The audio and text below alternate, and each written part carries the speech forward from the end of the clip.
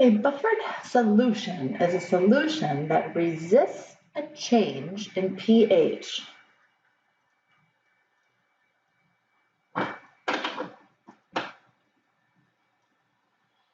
And that consists of when either a weak acid and its salt or a weak base and its salt. The key here is that they are weak acids and bases. So we can make a buffer of any pH by varying the concentrations of these solutions. So let's look at these conjugate acid-base pairs and see which will not function as a buffer. So we have our HCOOH and HCOO, the conjugate base of that. And again, this is our acidic hydrogen, and this is a weak acid. So it is a weak acid? Yes, it will form a buffer. HCO3 and CO3 and have carbonate and bicarbonate. Yes, this will form a buffer. This is a weak acid. Nitric acid and nitrate. This is one of our big 7. No. This is strong. It will not form a buffer. Buffers must be made from weak acids and bases.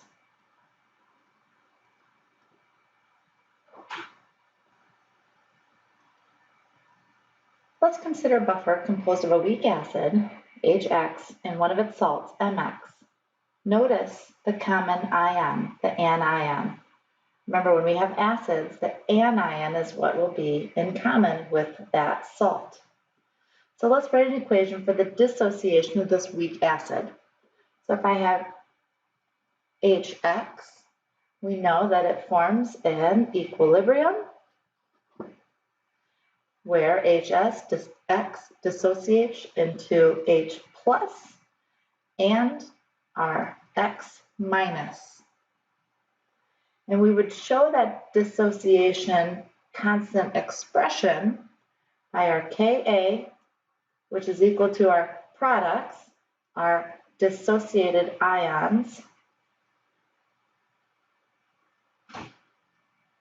over the molecular form of our acid.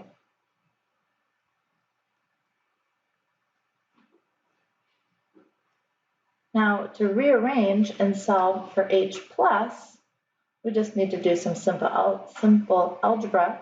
So we would combine Ka times HX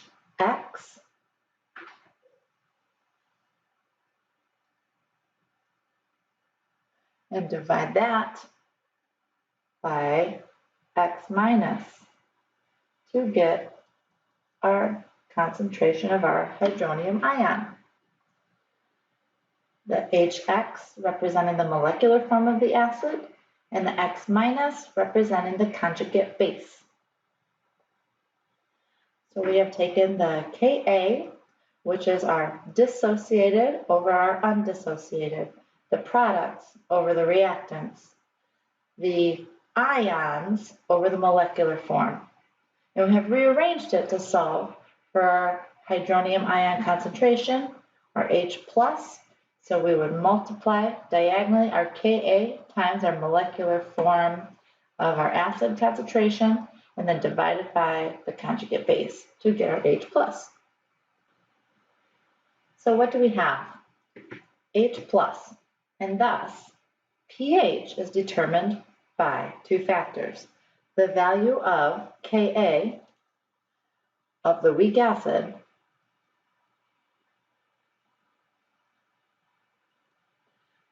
right? pH, we need to know this. The negative log of the H+ concentration gives us our pH. So it's affected by the Ka and by the ratio of the concentration of the conjugate acid-base pair. So this ratio are HX over the conjugate base X minus. So we can see two factors affecting the pH of our solution. The pH could be affected by Ka, the magnitude of the Ka, and by the ratio of the concentrations of the acid to its conjugate base. As long as this ratio, our acid concentration over the conjugate base concentration, as long as that is large compared to the amount of H plus or OH minus that's added, the ratio doesn't change much, so the change in pH is small. So let's think about this. What happens if sodium hydroxide is added to a buffer composed of acetic acid and acetate, its conjugate base? Well, if I were to write this, NaOH is added to, we've got our, it's going to react with our acid, right? We'll have a double displacement reaction, HC2H3O2. And this double displacement, so I'm going to have sodium acetate and there's my acetate anion, and HOH, which is water. Now I know that sodium acetate is my salt. It's going to 100% dissociate, so Na is just going to be a spectator ion. So let's rewrite this without our Na. So we have OH minus plus acetic acid HC2H3O2 to give us our C2H3O2 minus and water. All right, so I want you to imagine that we have a bar graph here. And we're going to say that we have equal amounts of our acid. We'll just call this HX and X minus. So we have HX and X minus, equal amounts. Now we add some hydroxide, OH minus. So we can see that when I add my hydroxide, what do I get? I get more acetate. When I add hydroxide, it is reacting with the acid. So my acid concentration is going to go down because it's being consumed, and acetate is being produced. So when I add hydroxide to this, acid is being consumed. So if I were to have it not equal, but if I were to continue this line over, again, this is a bar graph, my HX is going to be consumed. So my new HX is down here. I have lost, and my HX, I'm sorry, and my X minus, there we go, has gained. We can see that there's a difference.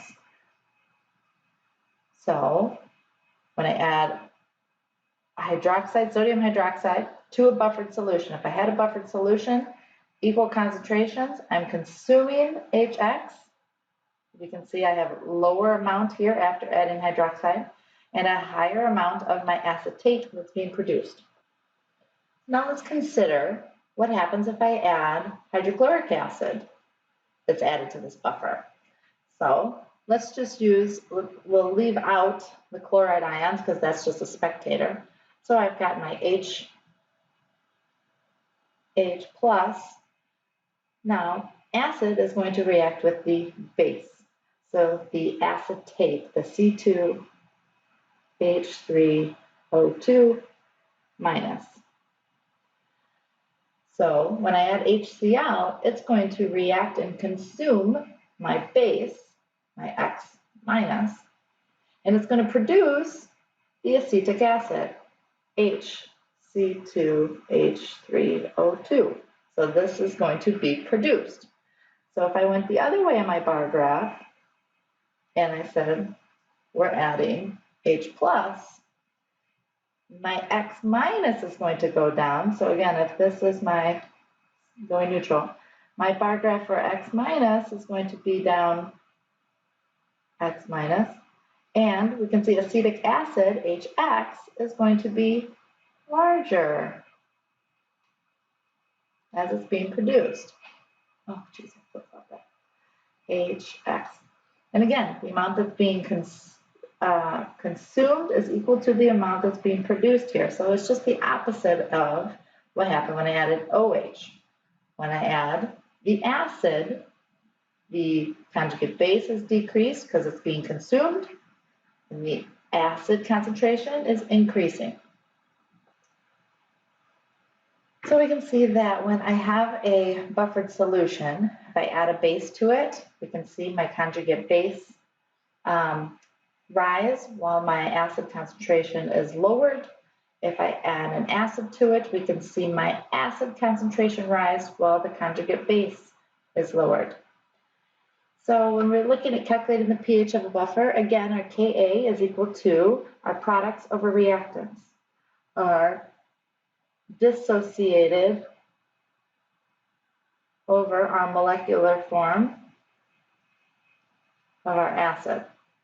So again, rearranging, we know that H plus is equal to our Ka, and then we have our ratio of our acid, Hx over X minus, where the X plus concentration depends on the ratio of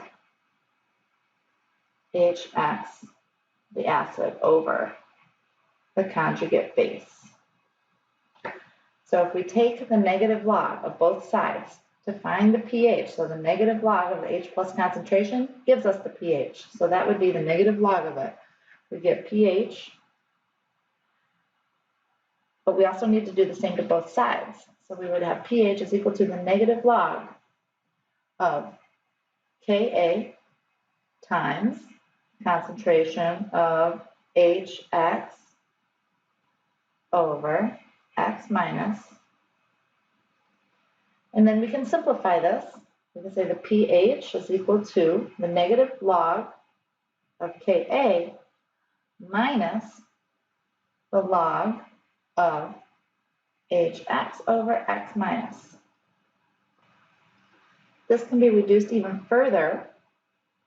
We can say the pH, so the negative log of Ka, we can simplify it and call that the pKa, right? When we took the negative log of H, that was the pH. So the negative log of Ka is the pKa.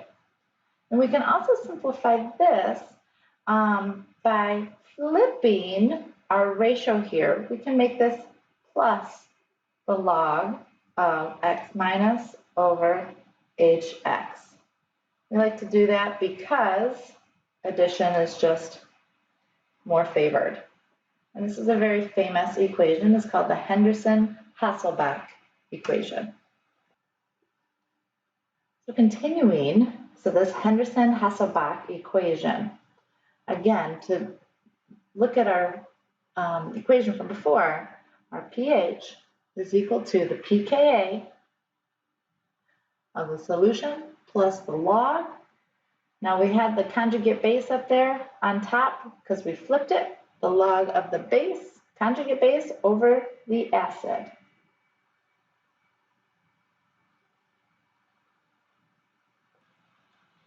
Let's do a practice problem using our Henderson-Hasselbach equation to examine this buffer.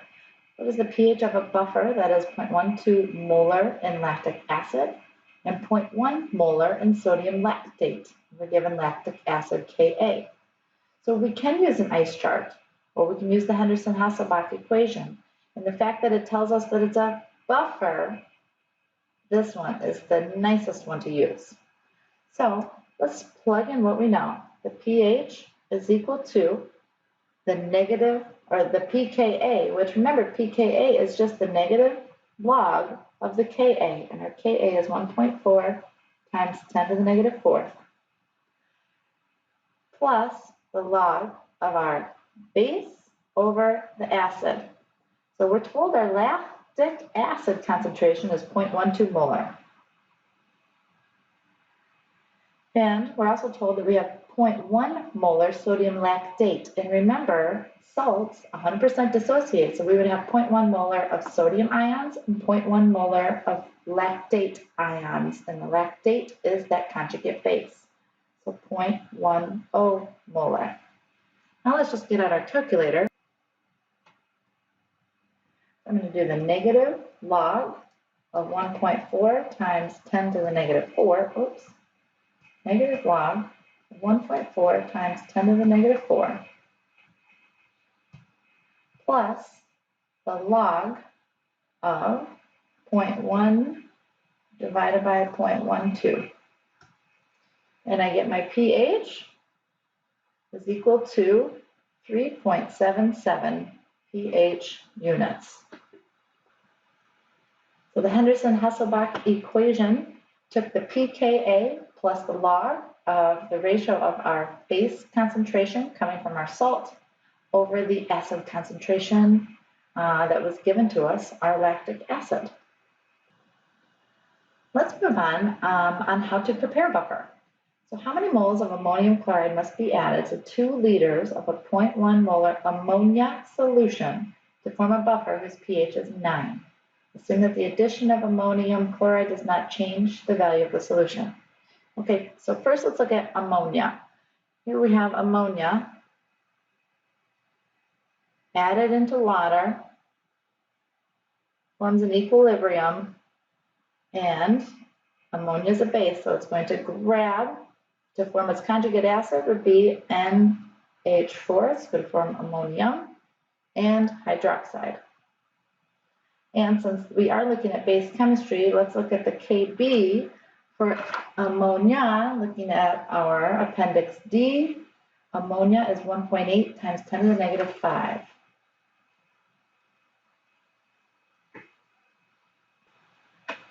Okay, we want to know moles of ammonium chloride. But first we're given that we have a pH of 9,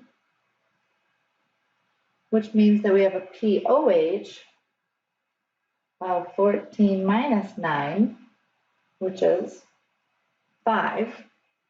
And then we can do 10 raised to the negative pOH, so 10 to the negative 5 to get our concentration. So that would be 10 raised to the negative 5, which is 1 times 10 to the negative 5th.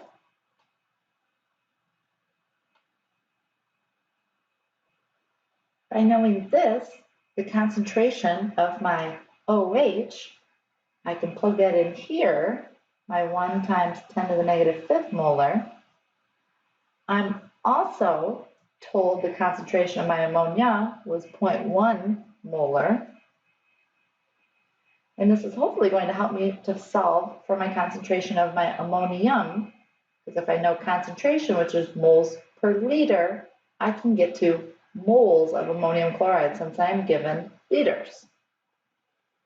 So let's set up our Kb expression here.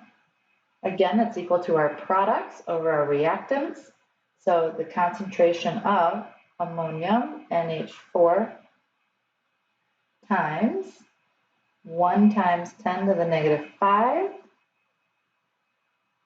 all over 0.1. Again, my products over reactants. I found my hydroxide ion concentration working backwards from pH to find the pOH, and then 10 to the negative pOH to get my concentration of the OH. What we're about to find is the concentration of the ammonium, and that will be equal to the concentration of the ammonium chloride, because we know that salts 100% dissociate. So the concentration of the ammonia, or the ammonium ion, is equal to the concentration of the ammonium chloride. So let's plug in our calculator. 1.8 times 10 to the negative 5 we're going to cross multiply, so times that by 0.1, and then divide by our 1 times 10 to the negative 5. Oh, shoot. Take that one back. 1.8 times 10. Take my answer and divide it by 1 times 10 to the negative 5 to get 0.18. So my concentration of ammonium ion is equal to 1.18. Remember, that's moles per liter. Now,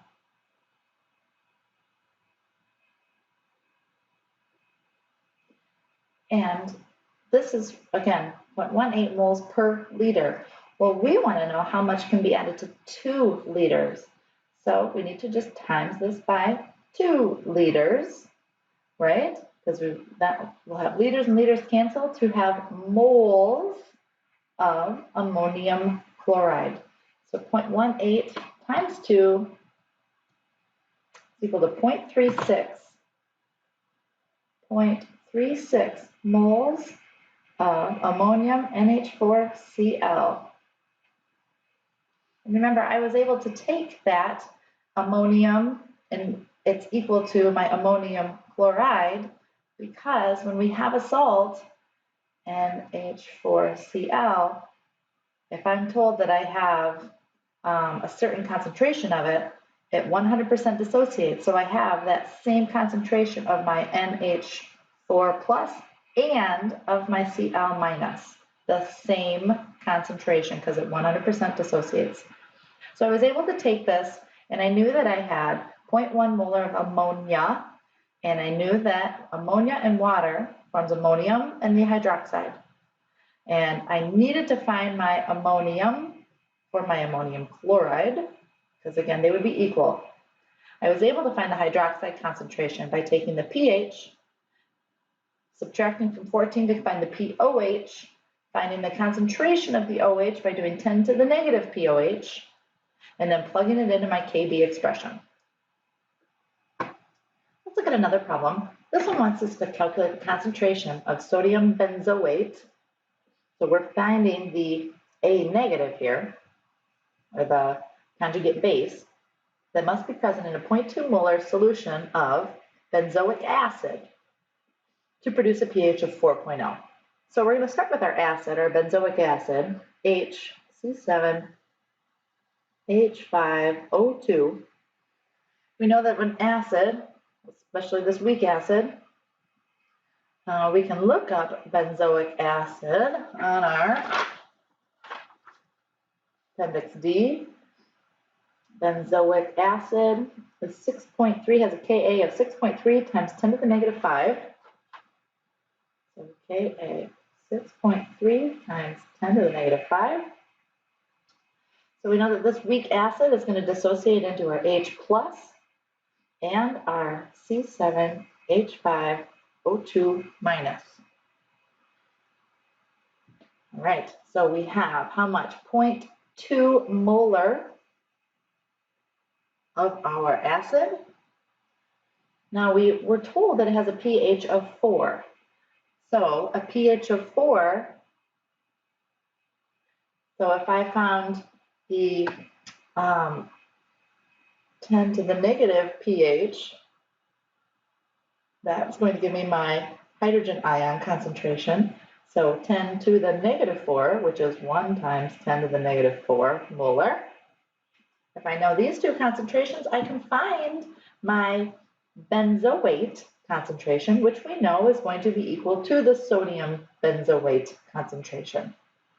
So we just need to plug in our products, our 1 times 10 to the negative 4 times our benzoate, and I'm just going to write that as our A negative. That's our anion. All over the concentration of the acid, which is 0.2 molar. All right, so we're just going to get our calculator out here and do our 6.3 times 10 to the negative 5 times 0.2, and then divide that by 1 times 10 to the negative 4th. and we get a concentration of our A negative, our anion, or our benzoate, which we know is also equal to the sodium benzoate, Na, and then C7H5O2, a +1 and a -1. Sodium benzoate concentration is equal to 0.126 molar. And that's what this problem wanted. We didn't have to go from concentration or moles per liter to moles. We didn't have to find liters. We were able to stop